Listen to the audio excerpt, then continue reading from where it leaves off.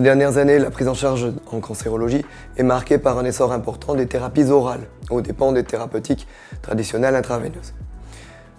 Ces médicaments, qui sont pris à domicile par le patient, améliorent considérablement bien sûr la qualité de vie. Le patient devient acteur de son traitement et de plus en plus autonome avec cette prise à domicile. Votre oncologue vous a informé à propos de la molécule choisie. Il vous a également remis un carnet de suivi et vous proposera un rendez-vous avec l'infirmière de primo-prescription de chimiothérapie orale, mais aussi avec la pharmacienne de l'unité de chimiothérapie. Le but de l'ensemble de ces consultations est de faire le point sur ce traitement ainsi que sur l'ensemble du parcours de soins qui vous sera proposé. Lors de la prescription de votre thérapie orale, la clinique Saint-Pierre, en partenariat avec le Centre catalan d'oncologie, s'investit et met à votre disposition un temps d'écoute et d'information, une consultation spécifique, pluriprofessionnelle, pour sécuriser votre parcours de soins. Lors de la consultation d'annonce médicale, votre oncologue vous a prescrit un traitement oral.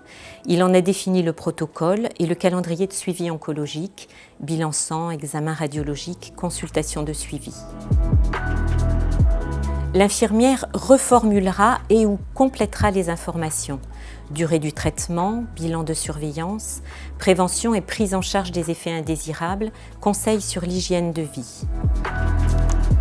Elle vous remettra le passeport contenant des informations générales sur les thérapies orales et la fiche de bon usage du médicament destiné aux patients. Vous recevrez également les coordonnées de l'infirmière dédiée aux thérapies orales mises à disposition par le réseau d'oncologie des Pyrénées-Orientales. Elle est joignable du lundi au vendredi sur un numéro d'appel gratuit. Elle assure votre suivi à long terme, effets indésirables, bilan et fait le lien avec votre oncologue. Ensemble et en lien avec votre infirmier libéral, nous déterminerons la place des soins de support dans votre parcours de soins et des rendez-vous et orientations seront mis en place à ce moment-là. Ce moment vous est dédié. Tous les sujets qui pourraient être un obstacle à l'efficacité maximale de votre traitement peuvent et doivent être abordés. L'infirmière vous accompagnera ensuite en chimiothérapie ambulatoire pour rencontrer notre pharmacienne.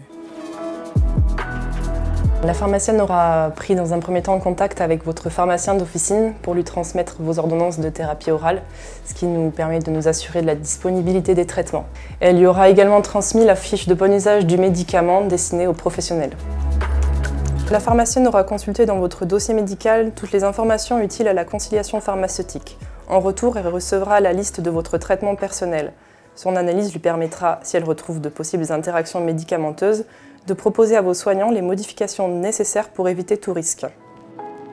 La pharmacienne évoquera avec vous les différentes modalités de prise, la dose de votre traitement, l'intervalle entre deux prises, mais également avec le repas. Si c'est un traitement discontinu, elle vous expliquera comment le prendre idéalement. Tout cela pour avoir les meilleures conditions de prise et assurer une bonne observance. C'est à ce moment-là qu'il est important d'évoquer avec elle tous les traitements que vous prenez, même ceux qui vous semblent anodins, donc tout ce qui est phytothérapie, compléments alimentaires ou même homéopathie.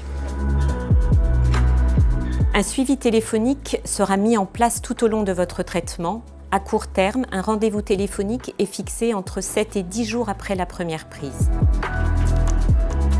Cela nous permet d'évaluer ensemble la tolérance et l'observance, éventuellement de gérer les effets secondaires en lien avec les soignants de ville et l'oncologue.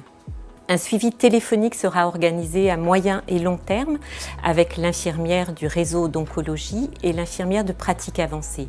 Elles restent toutes les deux en contact avec votre oncologue.